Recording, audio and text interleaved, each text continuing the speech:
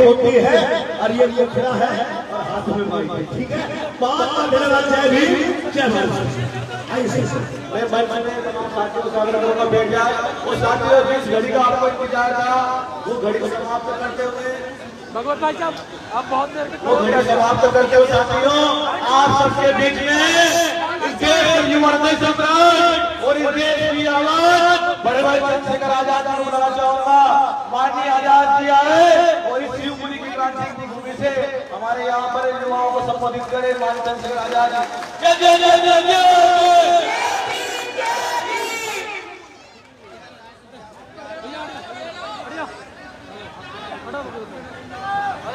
आराम से बैठ बिल्कुल शांत मुझे लगी हुई मेरे में 500 लोग देख रहे लेकिन वही बच्चे पढ़ के रह गया ज़्यादा खत्म नहीं गया।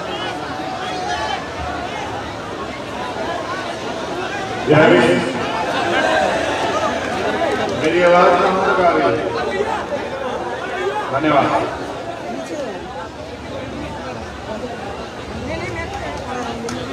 बहुजन समाज में जन्मे सभी संतों गुरुओं महापुरुषों को नमन करता हूँ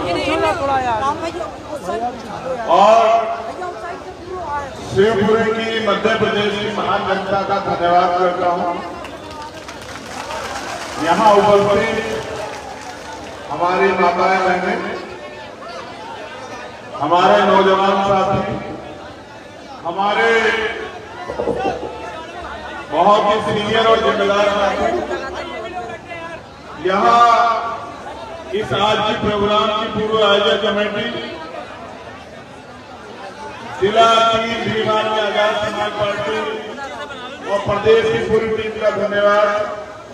साथ साथ जो वॉलेंटियर यहाँ लगे हुए हैं मैं उनका भी धन्यवाद करता हूँ।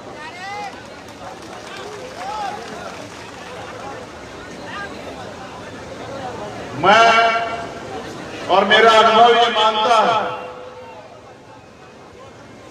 कि चाहे मेरे आने से पहले आप किसी भी हालात में होते हैं, लेकिन मेरे आने के बाद कभी आपने मुझे निराश नहीं किया।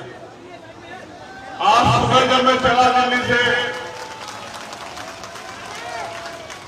तो बारिश हो रही थी, इतनी बारिश की मुझे उस ट्रेन में ठंड लग रही थी और मैं अपने साथियों से कह रहा था कि अगर बारिश शिवपुरी में भी होगी तो हमारे साथियों को क्या होगा। मैं ग्वालियर आया तो मुझे बताया गया कि ग्वालियर में तो बारिश है लेकिन शिवपुरी में नहीं। लेकिन 10 मिनट भी नहीं हुए पता लगा कि शिवपुरी में भी बारिश हो गई। अब मैं सोच रहा था कि जहां इतनी तेज बारिश हो रही है वहां कार्यकर्ता आएंगे या नहीं आएंगे। मैं ये भी सोच रहा था कि वहां मेरी माता बहनें मुझे आशीर्वाद देने के लिए आएंगे नहीं आएंगे। लेकिन जब मैंने शिवपुरी में पैर रखा वहां की हवाओं ने मुझे बताया कि आज तो शिवपुरी पूरा नीला हो चुका है, जाकर देखना।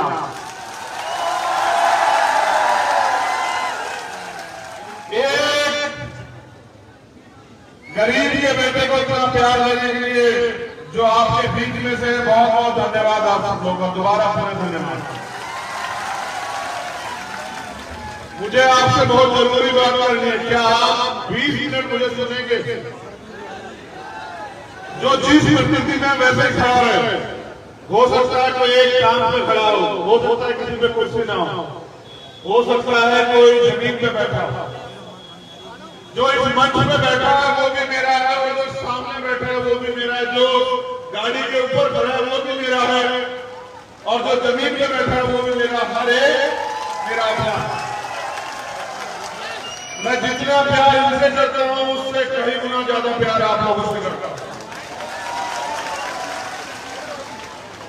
मैं जब पैदा हुआ तो मैं अकेला था, लेकिन अब मैं अकेला नहीं। आज इस लड़ाई को लड़ने वाले मेरे साथ हर प्रदेश में लाखों लोग हैं। मैं दोबारा से पूरी भी भारतीय आजाद समाज पार्टी की टीम का धन्यवाद करता हूं। मध्य प्रदेश की एक एक कार्यकर्ता का धन्यवाद। साथियों, मैं उस टीम का नेता हूं जो नौजवान है, भावुक है, जनूनी है और जो नियम मानती नहीं, सिर्फ नियम तोड़ती, नियम से उनका कोई मामला नहीं। उनको लगता है कि इतने नियम उनके ऊपर थोपे गए, अब कोई नियम नहीं छोड़ना, आप सारे नियम को तोड़ देना। तो नियम तोड़ के हम लोग आगे नहीं बढ़ पाएंगे। हमें अगर ये लड़ाई जीतनी है, जो लड़ाई में मैं आपको बताऊंगा, तो हमें नियम मानने पड़ेंगे। और नियम जितने मेरे लिए मैंने आपके लिए दिए। मैंने आज कैडर प्रोग्राम चल रहा है, उसका एक कारण है। मेरी बात को गौर से सुनो। किसी भी डिपार्टमेंट में जब कोई बच्चा भर्ती होता है तब तक वो आम होता, हमारे जैसा नौजवान।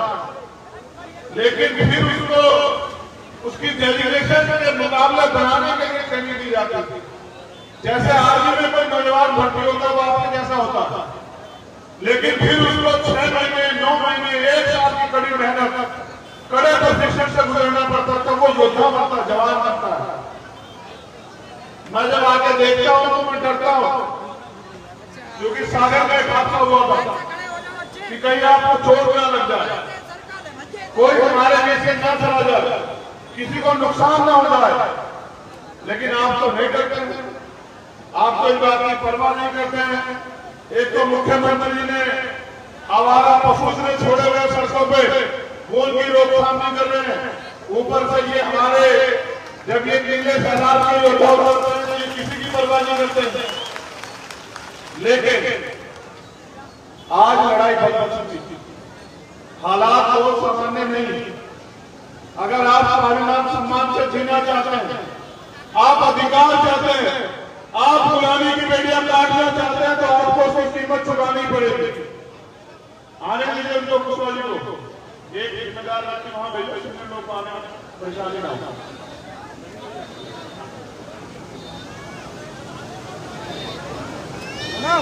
अगर आप एक चाय की पत्ती का पैकेट खरीदेंगे, उसकी कीमत में चुकानी पड़ेगी।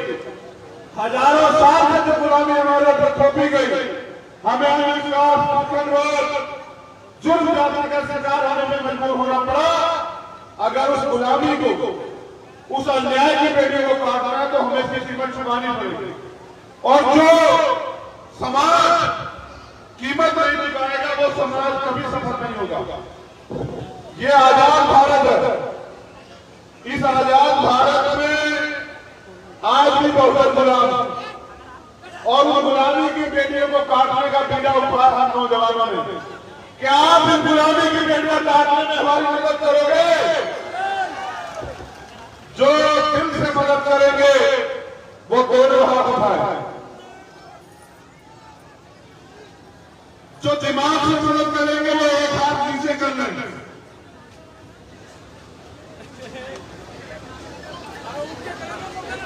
मैंने कहा ना कि बिना ट्रेनिंग के भीड़ भेड़ जैसी, मैं इस लड़ाई को भीड़ के जरिए नहीं जीत सकता हूं। क्या बताओ, भीड़ ने कोई लड़ाई जीती है आज तक? इस लड़ाई को जीतने के लिए उनसे ज्यादा कैडराइज तैयार लोग चाहिए। मैंने कहा कि जो लोग दिल से मदद करेंगे वो दोनों हाथ मारेंगे, जो खाली तन से मदद करेंगे वो दोनों में से एक हाथ नीचे कर लो, जो मन से और तन से दोनों से मदद करेंगे वो दोनों हाथ ऊपर रखो।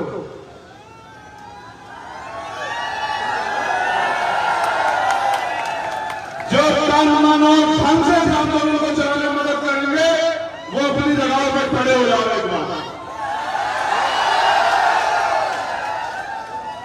धन्यवाद, धन्यवाद।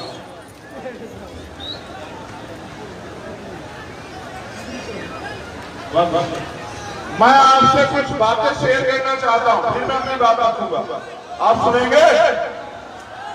अस्ते यहां जाओ, ये पकड़ो। अब शांति से मेरी बात सुनो। नारेबाजी से मुस्कुराने से मिशन सफल नहीं होगा। देखो, गौर से सुनो। करेगा बीएमओ ने महिलाओं और मान्यवर काशीराम साहब पर बजट टिप्पणी की, जाति सूचक शब्द कहे। भीम आर्मी के मेंबर बहुत ही अर्जुन नायक ने धरना भी दिया, लेकिन FIR कार्रवाई, लेकिन अभी तक जेल में नहीं गया अपराधी। ये ढोला परिहार, नीलम परिहार, पुत्रगंज गौरव सिंह परिहार निवासी गांव भावखेड़ी एवं गुज्जी जाटव पुत्र श्री खोदू जाटव, और इन पे राजीनामे का दबाव बनाया जा रहा है, लगातार धमकी दी जा रही है। तो राजवीर जाटव जी, इनके साथ भी जो है इनका एक मुकदमा, उस पर गवाही के लिए दबाव बनाया जा रहा है। पुलिस के पास जाते हैं बेचारे ऐसे लोग आते हैं। प्राथी गिरिराज जाटव पुत्र शंकर जाटव निवासी ग्राम फरारा, इनके यहां मर्डर हुआ है और मुझे लगता है कि अभी कोई कार्रवाई नहीं हुई, तभी मेरे पास आए। रमनिया थाना ग्राम देवारी से एक मासूम बच्ची का रेप हुआ है, जिसमें अभी तक कोई कार्रवाई की मांग करते हैं। ऐसी चिट्ठी है मेरे पास। बदरवास ब्लॉक गांव बिजरौनी में चुनावी रंजिश को लेकर पूर्व सरपंच की हत्या, पेड़ से लटका दिया गया। क्षेत्रीय प्रशासन ने आत्महत्या कह दिया। फतेहपुर करेरा में, बैठिए माता जी, बैठ जाइए, आप ऊपर बैठिए, ऊपर बैठिए। वाल्मीकि समाज के एक युवक को हैंडपंप से पानी भरने में गोली मार दी गई। भावखेड़ी में 2 बच्चे रोड पर कर दिया, मार दिए गए। एक और FIR है, ये पुराना, प्राथी की पुत्री ससुराल में जिसका देहांत हुआ, उसकी जांच नियमानुसार कराई जाए। भाई प्रशासन के लोगों से मेरा निवेदन है, हमारे कार्यकर्ताओं को कुछ ना कहें, प्यार से बात करें उनसे। एक और एप्लीकेशन है, मुझे आवेदन के आरोपी चुनावी रंजिश, पुरानी रंजिश में जानलेवा हमला किया।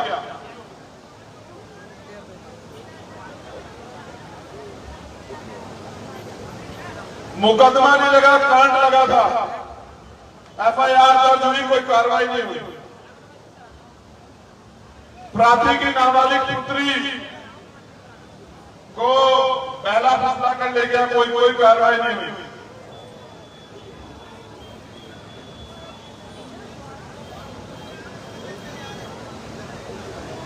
शासकीय भूमि पे अंबेडकर सामुदायिक भवन है तो सुरक्षित है, लेकिन अभी तक हमारे लोगों के हाथ में नहीं है। और ये अंतिम घटना जो मेरे हाथ में है, ये वो है जहां एक बच्ची जो है दलित समाज की, वो स्कूल जाना चाहती थी। कुछ नालायकों ने उसको इसलिए रोक दिया कि इस गांव की बेटियां स्कूल नहीं जाती है, उसके परिवार के साथ मारपीट गई। बड़ा शाहजहां का मामला है। मैं ये बातें आपको क्यों बता रहा हूं जी जी जी आप अपना नंबर लिख के दे दो, बाकी आप बैठ जाओ, छोड़ो। अब आपके बेटे बैठ जाए। मैंने ये बातें, घटनाएं आपको क्यों सुनाई पता है? अगर आप समाज को परिवार मानते हैं तो आपको इनके दर्द का एहसास होना चाहिए कि यहाँ सैकड़ों लोग ऐसे बैठे हैं जिनके साथ अन्याय हुआ। सरकार यही है, कानून व्यवस्था यही है, पुलिस यही है, प्रशासन यही है, लेकिन आज भी वो खून के आंसू रो रहे हैं और उनको न्याय दिलाने वाला कोई नहीं है। जो समाज इतना अन्याय सह रहा हो, उस समाज के नौजवानों को उस गुलामी को काटने के लिए अपने प्राणों के बलिदान देने के लिए भी तैयार रहना चाहिए। ये घटनाएं मैंने आपको इसलिए सुनाई क्योंकि बाबा साहब अम्बेडकर कहते हैं कि जिस समाज का युवा जीते जी अपने समाज की लड़ाई नहीं लड़ता, वो जीते जी भी मरे हुए के समान होता है। और जिस समाज का युवा जीते जी अपने अधिकारों की लड़ाई लड़ता, अपने समाज की लड़ाई लड़ता है, वो मरकर भी अमर हो जाता है। अन्याय करने वाले से अन्याय सहने वाला ज्यादा दोषी होता है। आप अन्याय सह रहे हैं, दोषी वो लोग नहीं जो अन्याय कर रहे हैं। अगर आप मेहनत करके तैयारी करो तो अन्याय करने वाले तो ये शिवपुर जिला छोड़ के भाग जाएंगे। ऐसा मेरा आप लोगों से वादा है, अगर आप मेहनत करो। मैं अभी राजस्थान से लौटा हूं, 2 दिन में लगातार राजस्थान गया। वहां की सरकार मुझे बंद करके बिठा लेती है, कभी एयरपोर्ट में कभी थाने में। कारण क्या है मेरे राजस्थान के जालोर जाने का? कारण यह है कि आपका एक 9 साल का बच्चा जो प्राइवेट स्कूल में पढ़ता था, 9 साल का बच्चा जिसको नहीं पता धर्म क्या होता है, जाति क्या होती है, मजहब क्या होता है, दोस्त कौन होता है, दुश्मन कौन होता है, पानी की भी जाति होती है क्या, मट्टी की भी जाति होती है क्या, वो गलती से मास्टर जी के मट्टी से पानी पी लेता है। और मास्टर जी उसको, क्योंकि मास्टर जी आज उसको इंसान नहीं मानते, जानवर मानते हैं, तो मास्टर जी उसको इतना मारते हैं। मेरी माँ महसूस करो कि वो आपका बच्चा था। ये तालीम जाने का विषय नहीं है। महसूस करो कि वो आपका बच्चा था, आप में से किसी एक का बच्चा था, जिसको आपने अपने खून पसीने से पाला था। आप खुद गीले में लेटे, उसको सूखे में लिटाया, आपने अपना पेट भूखा रखा, उसको खाना खिलाया, उसको दूध पिलाया, आपने अपनी दवाई नहीं दी, आपने उसको कपड़े दिलाए। उस 9 साल के बच्चे को सिर्फ इसलिए मान दिया गया कि उसने उस घड़ी से, उस मटके से पानी पी लिया। मैं इसलिए गया था कि उसका बाप ये कहता है मुझे कि मुझे भरोसा, अगर मेरा भाई आएगा तो मुझे न्याय मिलेगा, वरना मुझे किसी पे भरोसा नहीं कि मुझे न्याय मिलेगा। मैं इसलिए एक बार मुझे पता 10 घंटे पुलिस मुझे पकड़ के दिल्ली आई। मैंने थोड़ी देर में टिकट कराया, पुलिस के जाने से पहले मैं वापस पहुंच गया। मैंने उनसे कहा मैं हाथ जोड़ता हूं, मुझे जाने दो, मैं लड़ना नहीं चाहता। मेरी आपसे कोई लड़ाई नहीं है।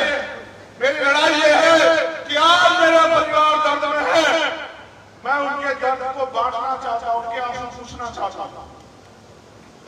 लेकिन वहां की निकम्मी सरकार ने मुझे मेरे परिवार से मिलने नहीं दिया। परसों रात 1:30 बजे, रात्रि यानी कि सुबह का 1 बज गया था, 1:30 बजे मेरी बात हुई। वो 500 लोग बैठे हुए थे। वो कहते हैं आप आजाद, आपको कोई नहीं रोक सकता। सच कह रहे हैं, नहीं रोक सकता कोई मुझे। लेकिन इन निकम्मी सरकारों को मैं ये आजादी नहीं देता कि वो मेरे कार्यकर्ताओं को पीटे, उनको झूठे मुकदमे लगाकर जेल में डाल देता। मेरी चुप्पी अगर है तो मेरे कार्यकर्ताओं की वजह से, मेरे परिवार की वजह से है, वरना देश का प्राइम मिनिस्टर भी इस बात को जानता है और मध्य प्रदेश का चीफ मिनिस्टर भी इस बात को जानता है। अगर भीम आर्मी ने कुछ तय किया तो वो कोई दीवार ही नहीं बनी जो स्कूल का रास्ता रोक दे। तो जो सरकारें चंद लोगों को खुश करने के लिए मेरे लोगों की हत्या कर रहे हैं, वो याद रखें कि जिस दिन ये गरीब अपने पैरों पे खड़ा हो गया, ये बहुजन समाज, ये SC, ST, OBC माइनॉरिटी, ये जिस दिन अपने पैरों पे खड़ा हो गया, उस दिन का राज देश में आएगा। और जिस दिन का राज देश में आएगा, आपकी हैसियत नहीं होगी सामंतियों कि मेरी किसी माँ बहन की तरफ, मेरे किसी भाई की तरफ, मेरे किसी बुजुर्ग की तरफ आप लोग आप उठा के देख लो। आपकी पीढ़ियां 1000 बार सोचेंगे अन्याय करने से पहले। मैं मध्य प्रदेश आता रहता हूं। मैं आया था नेमावर के बाद, जब पिछड़े वर्ग के हमारे भाई, जो हमारा हिस्सा है, हमारा परिवार है, जब उनके आरक्षण का हमला हुआ, उन्होंने मुझसे बुलाया कि भाई आप आ जाओ। तो यहाँ की सरकार ने मुझे एयरपोर्ट में 12 घंटे बिठा के रखा, मेरे कार्यकर्ताओं को पीटा, उनकी गाड़ियां तोड़ी। मैं इन सरकारों का चरित्र जानता हूं। मैं आता रहूंगा, लेकिन मैं आपसे पूछना चाहता हूं, अगर किसी जानवर को भी इतनी बार प्रताड़ित किया जाए, उनका शोषण किया जाए, वो भी रिएक्शन दे देंगे, वो भी लड़ पड़ेंगे, वो भी चीखेंगे, चिल्लाएंगे। ये मेरा बहुजन समाज क्यों अपनी लड़ाई के लिए मैदान में नहीं आता?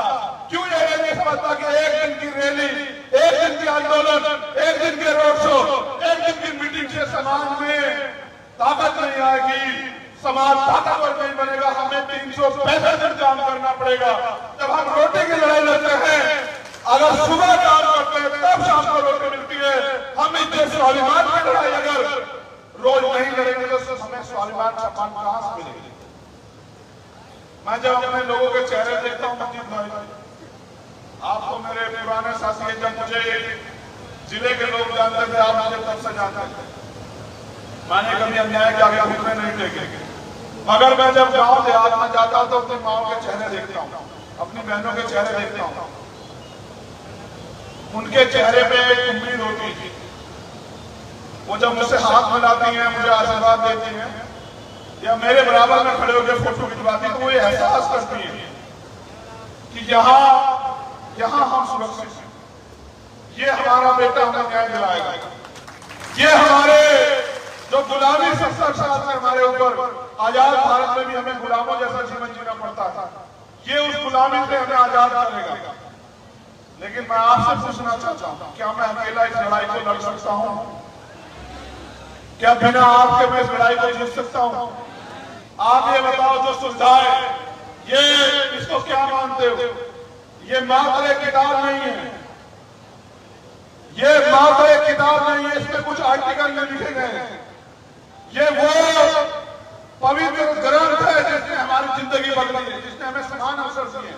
आज अगर हम यहाँ बैठे हैं मंच पे, आज अगर ये नौजवान इस माइक में दहाड़ते हैं, ये स्वाभिमान सम्मान का जीवन जीने के लिए और अपने समाज को दिलाने के लिए आगे बढ़ रहे हैं। ये जो मंच सजा है, आप जो कुर्सी बैठे पंडाल आ रहा है, और उस बारिश को भी आपके उस आगे मुड़ना पड़ा, उसको अपना रास्ता बदलना पड़ा है, तो ये अधिकार है संविधान। आज इसको खतरा।